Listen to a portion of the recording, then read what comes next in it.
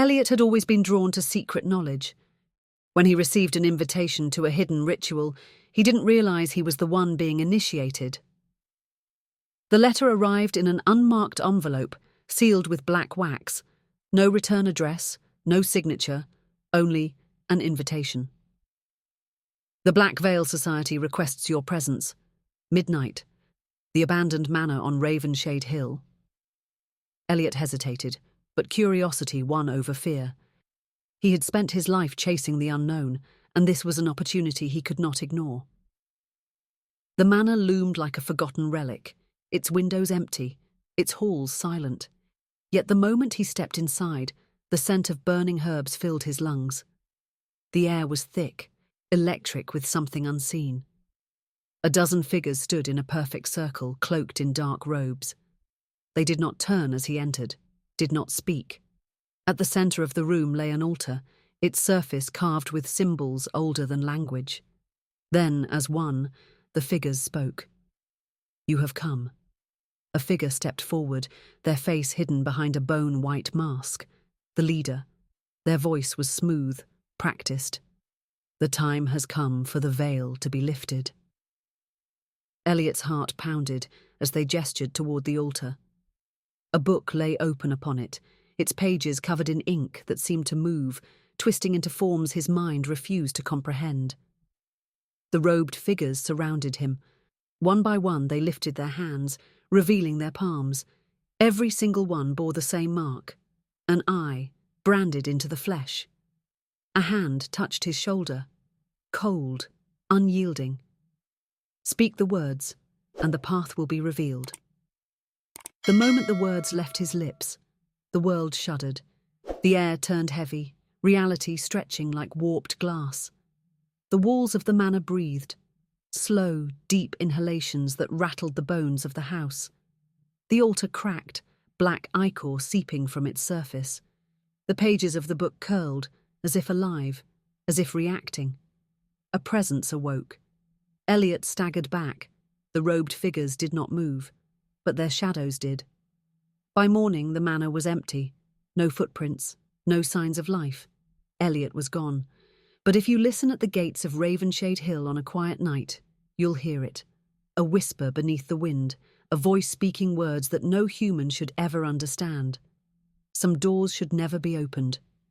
If you enjoyed this story, like, subscribe, and turn on notifications. But if you ever receive an invitation without a sender, do not accept. Not all prayers go to heaven. Some are answered by something else.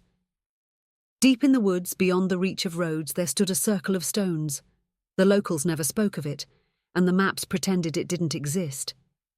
But Jonah found it. Jonah had always been drawn to forgotten places.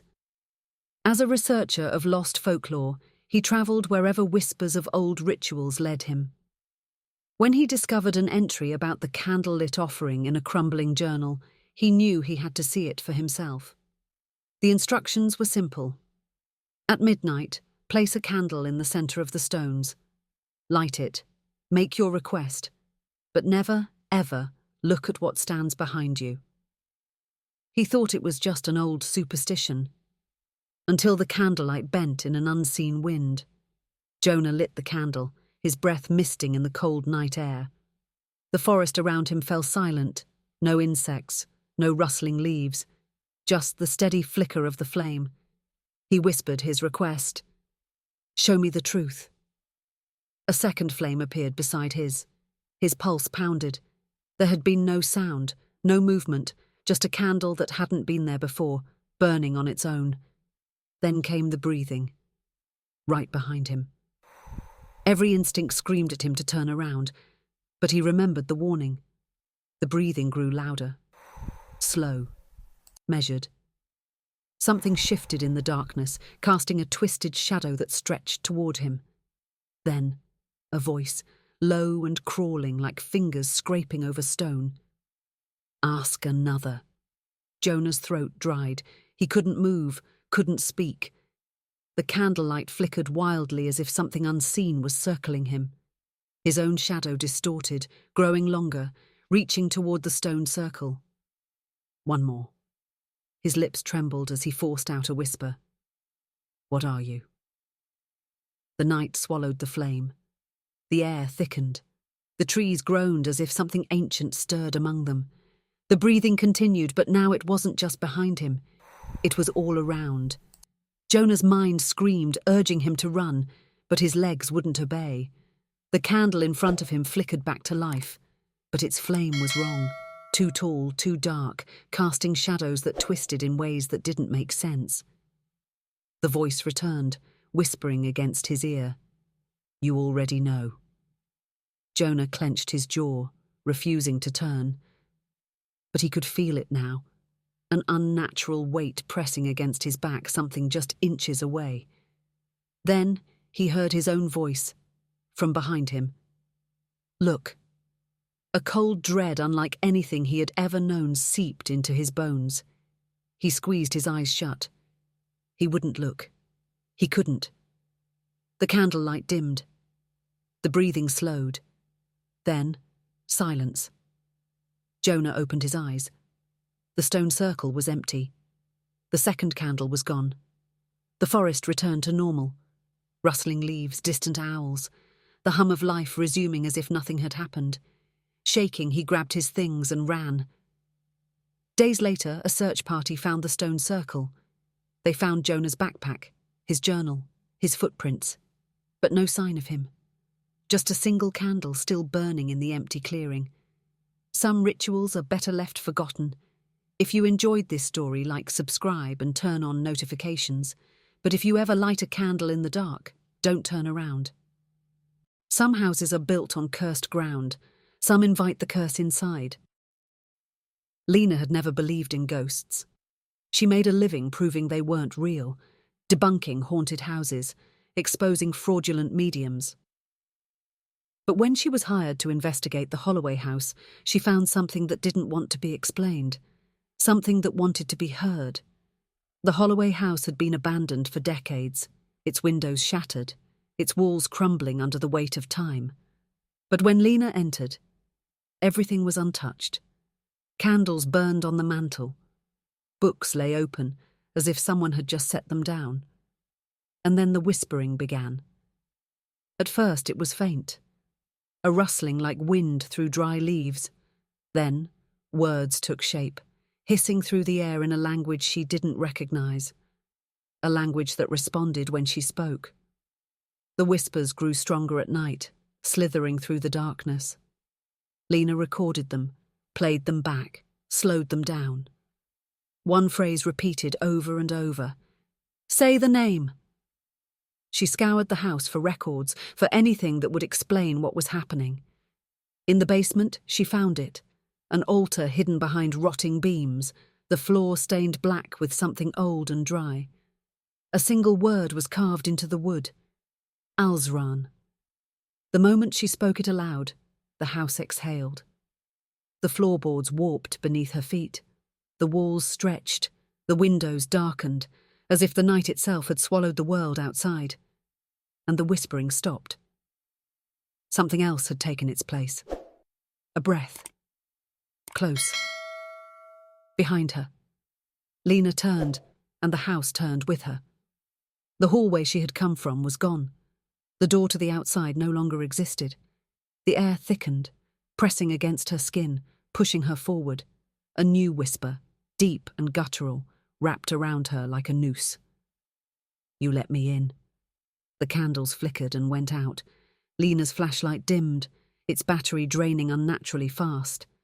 Shadows pooled at the edges of the room, stretching toward her. She ran, through twisting hallways that shouldn't have existed, past doors that led nowhere. The house was shifting, warping, closing in. Then, a voice inside her head. "Say the name again." Lena bit her tongue, forcing herself to stay silent. The air trembled around her. She could feel something waiting, just beyond sight. The basement door slammed shut behind her. The whispers returned, but now they were screaming, an overwhelming chorus of voices, pleading, demanding. "Say it." Lena clenched her jaw. If she said it again, she knew something would answer. The walls trembled, the altar before her cracked, something beneath it shifting. And then a single word spoken from within the darkness. Too late. The world folded inward. Lena fell, her screams swallowed by the void. By morning, the Holloway house was empty once more. No candles, no books, no Lena. But if you stand in its doorway and listen, the walls will whisper to you. And if you're not careful, they'll say your name. Some names are meant to be forgotten. If you enjoyed this story, like, subscribe and turn on notifications. But if a house ever speaks to you, don't answer.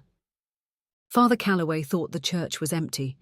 Then, one night, the candles lit themselves. The Church of St. Thaddeus had stood for nearly 200 years.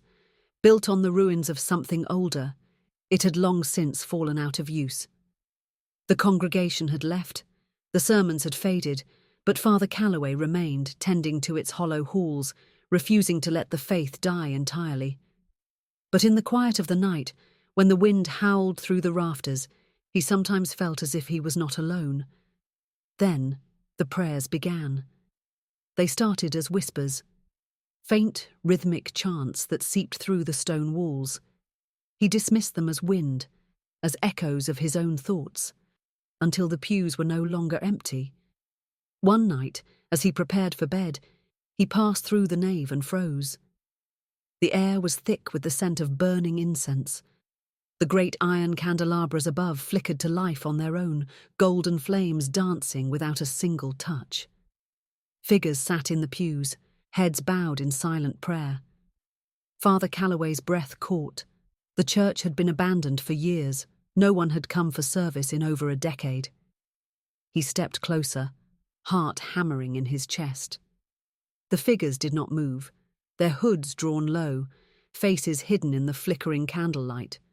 The robes they wore were tattered, moth-eaten, and stained dark with something old and dry. The air grew heavy, oppressive. Then, as one, they turned their heads toward him.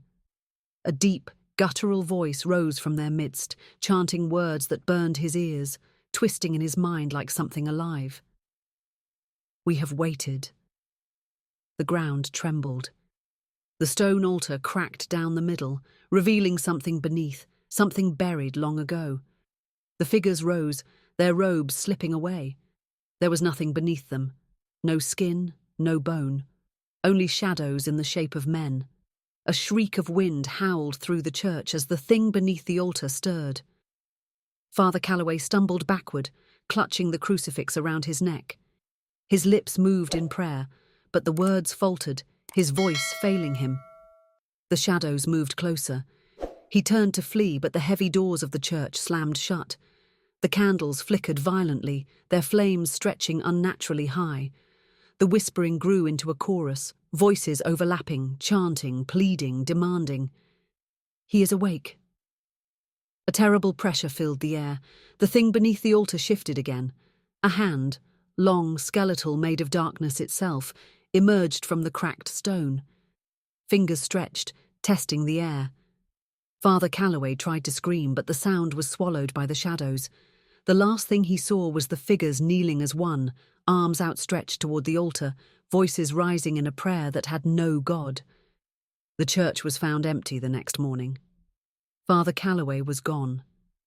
But every night, the candles still light themselves, and if you stand in the doorway, you can hear them chanting, waiting for the next sermon to begin. Some faiths never die. If you enjoyed this story, like, subscribe and turn on notifications, but never enter a church that prays without a preacher.